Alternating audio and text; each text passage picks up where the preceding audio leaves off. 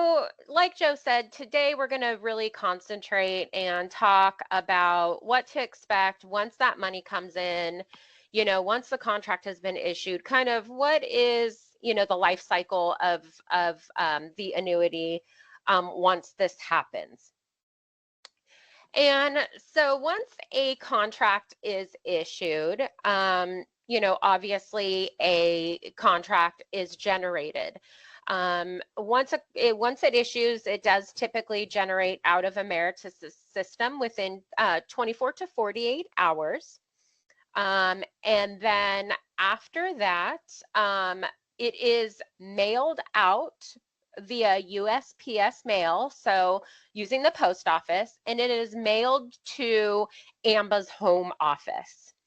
And Joe, this is where you might want to jump in and kind of talk about the process that you all have at Yeah, home let's office. let's yeah, let's do that. So that's a great Yeah, transition. So, when an application is issued, obviously that contract, just like Jennifer said, is produced, and that contract is going to get mailed to our Austin home office, right? It's going to get our mailed to our Austin campus, and it's going to get mailed to Edward Tanzer, guys. So Edward Tanzer received these.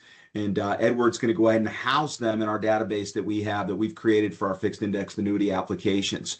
So those will go to Edward. And then once they're at Edward, and Jennifer, correct me, it's like 5 to 7 business days by the time they're issued when they get over to Austin, right? typically, yeah, it's typically that amount of time. I mean, we've got to take into consideration, with using the USPS, depending on what kind of inclement weather, Yeah.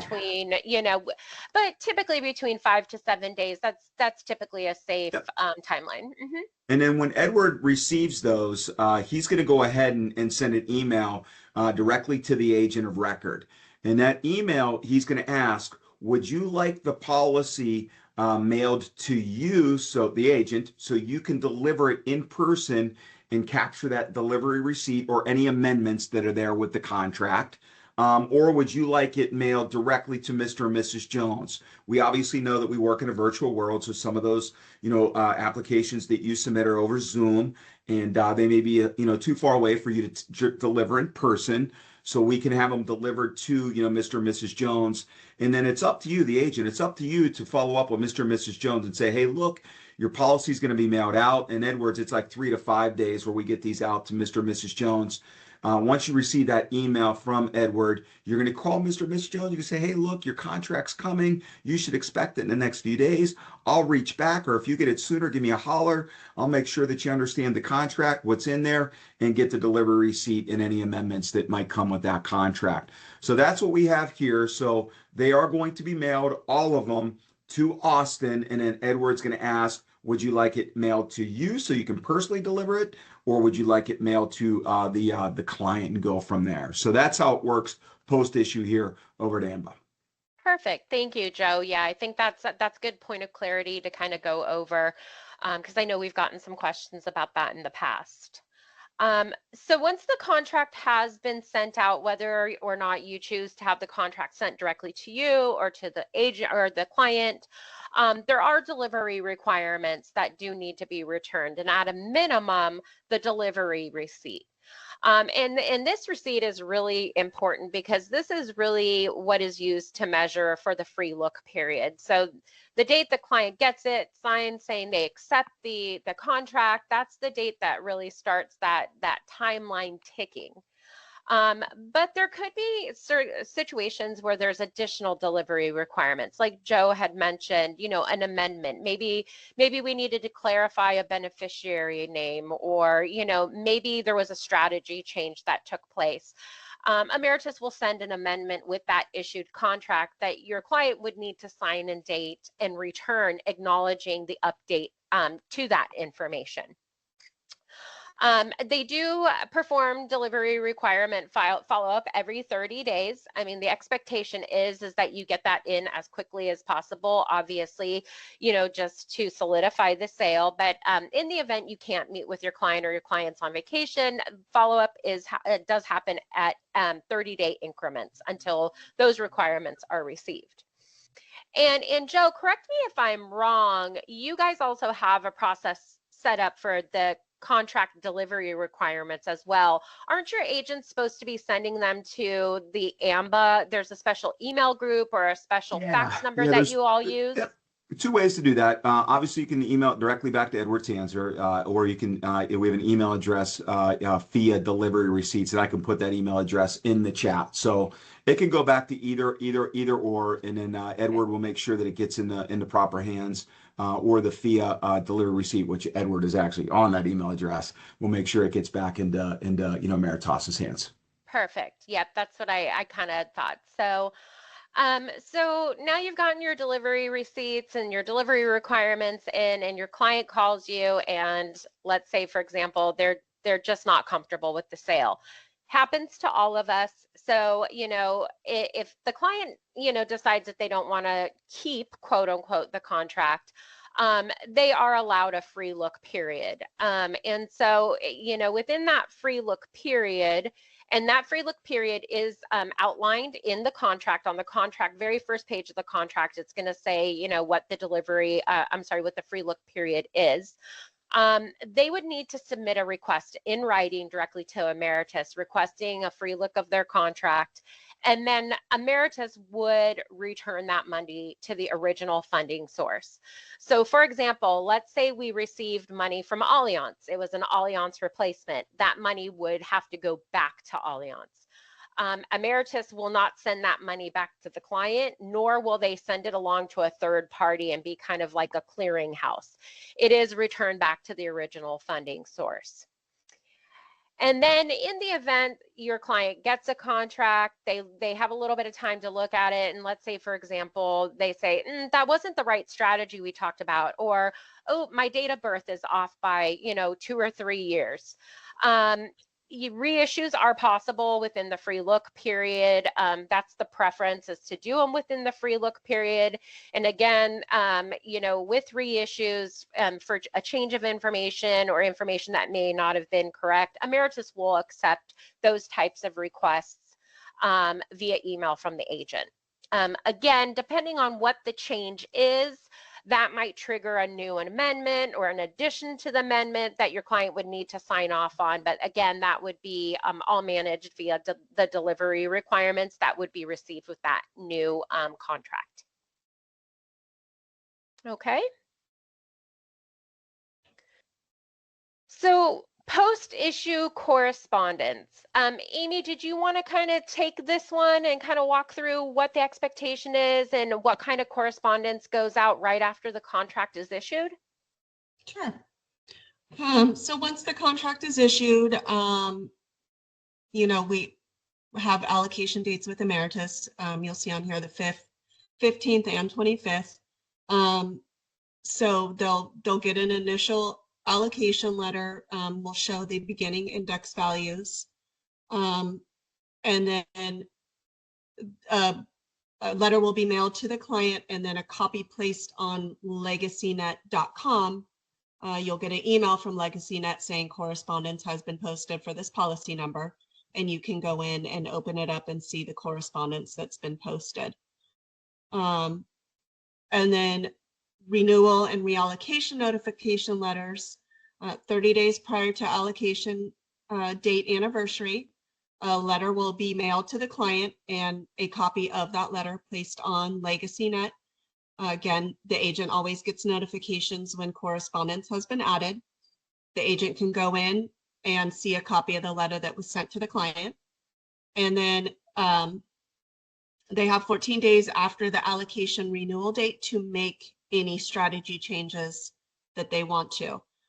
They can either send the letter back to, signed and dated to Emeritus, or if they've elected the verbal authorization on the application, they can call in and make that verbal, or you can call in if they've given you verbal access or a third party.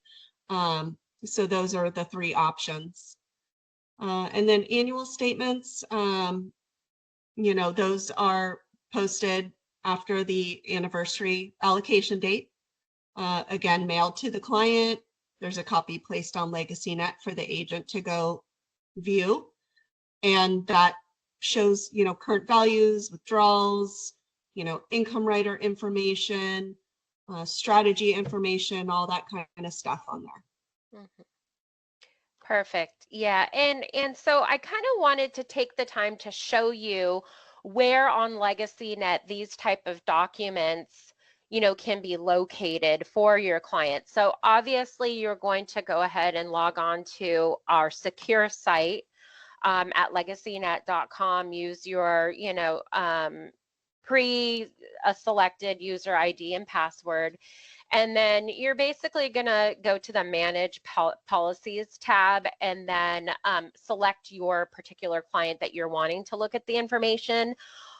On the website, all the way at the bottom is going to be an area entitled Policy Documents. And so you'll see here in the example that I've posted is on 1/5 of 2024, an allocation letter, which is that initial allocation letter that was, generated, went out. That is basically describing to the client what their initial allocations were and what the beginning index values are for those index strategies.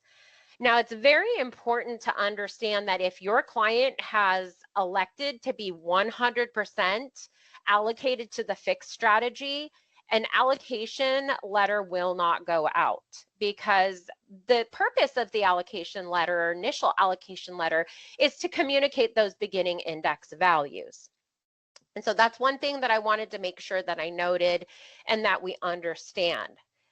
So about 30 days prior to the anniversary date, you'll see in this example on 12/6, a renewal letter was generated and went out to the client. It was posted to LegacyNet.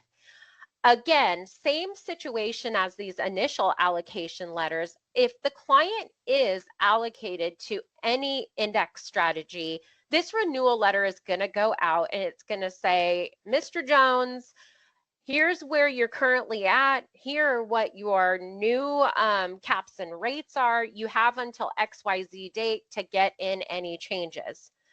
However, again, if your client is allocated 100% to the fixed strategy, there is no renewal letter that will go out. And the reason for this is because when you're allocated to the fixed strategy, it's important to understand that your client can transfer out of that strategy at any time.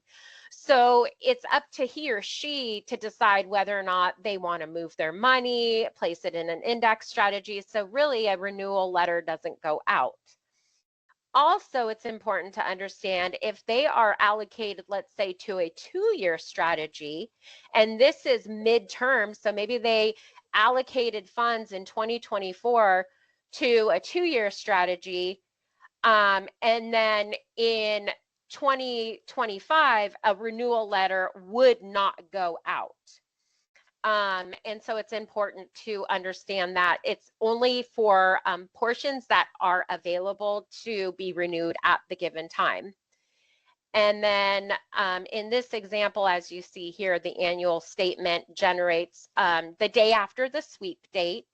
And again, it goes out to the client via mail, goes to you as the agent, gets posted on LegacyNet so that you guys can decide whether or not you want to make strategy changes. And it's a good opportunity for you to make outreach to your client to make sure that they understand, everything with respect to their annuity, see if they want to make any changes, check in with them to do an annual review, so on and so forth. The only time you're probably going to see any type of delay with respect to this is if these allocation dates are falling on a weekend or a holiday. So obviously on a weekend or a holiday, the values are pushed an extra day until the next business day, so that'll delay the creation of these documents. Did you have anything to add, Amy, Chris? Anything that maybe I may have missed? No. Okay. So who to contact? So if you have any questions about, a request that you sent in, if your client, wants to know what current values are, things of that nature. You can email Emeritus directly at emerituscs@dxe.com, or you can pick up the phone and give them a call, 800-262-2360. They are your best resource to ask about anything post-issue. And they're available for you 7 a.m. to 5 p.m. Central Time. So any questions? We'll go ahead and open up the floor for any questions if there are any. Hey, a couple of comments, not questions, and then we'll let anybody here that has a question. So, Jennifer, Amy, what is the time frame or turnaround time when you reach out to customer service, policyholder services, when you can expect a response back? Because I know that comes up quite a bit. Right. Yeah. So I know that we're pretty used to the immediate response that typically takes place with new business, right? It's pretty instantaneous. Policyholder services, because that tends to be a little bit more processing heavy, their turnaround times are a little bit longer. But I mean, I would still say that the expectation would be, if you were to shoot them an email, you should be receiving a response from them within 48 to 72 hours. Again, keeping in mind that they are only working that 7 a.m. to 5 p.m. Time frame. So I would say safely, Amy, would you agree that that would be, a good expectation to set? Yeah, I would agree. And, if you have, something coming up with a client, in a day or two, the suggestion would be to call to make sure that you have the information you need before that appointment. If you've got some extra time, then an email is great. But I would agree it's about 48 to 72 hours. Mm-hmm. Thank you. And then can you go back one slide? I want to make sure everybody's aware of the contact information. So everybody, if you don't have the legacy contact sheet, AMBA sheet that we have put together, I know there's one out there on legacy.net, right, that you can use. But we've also created one here of all the contacts that you here at AMBA that we would need in order for us to be successful getting these across to the issue line. But here you can see the Emeritus customer service, right? We have Emeritus New Biz, we got Emeritus customer service. Know that when this policy is issued and enforced, right, this is the email address that you should be using.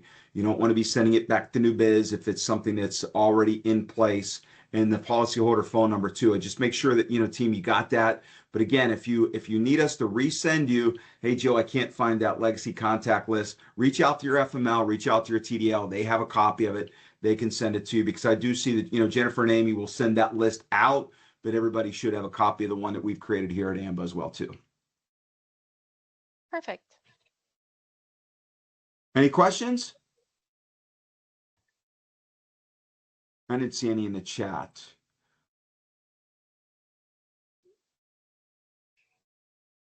Okay. Well, if there are no questions, yeah. Hey, before we exit, just want to say to the group that joined us today, Jennifer, Amy, and Chris, and James, thank you guys. Thank you for the support. For coming on here today and giving some information, especially about post issue. And team, these are out there, right? Jason and his team are going to put the video out there. We'll put it on SharePoint. We'll send out the email. You have the resources. So if you ever have a question and you're in doubt, before you hit the send button, if you've got a question, you got something that you think, well, maybe I shouldn't just hit the send button right now, reach out to your FML, reach out to your TDL, reach out to the FIA team. We're here, to help you. So when you do hit, submit, you're asking the question that you want the answer to, and you're not asking a question that's going to create a few other questions, right? So we want to make sure that before you hit the send button, reach out to somebody to help support you, throughout the process of getting a policy or question answered. With that said, we appreciate everybody that joined us today. We will send out the communication, the recording of this as well too. And we have I think we have 2 more of these scheduled, right? We get one next week. Yes, yeah. We have one next week, and I think the week after. Mm-hmm. Yep, and then May 1st. So. Thank you, team. We appreciate it. Keep writing those FIAs. Keep helping Mr. and Mrs. Jones. and let's get those applications in good order. Thank you, guys. Bye. Thank you.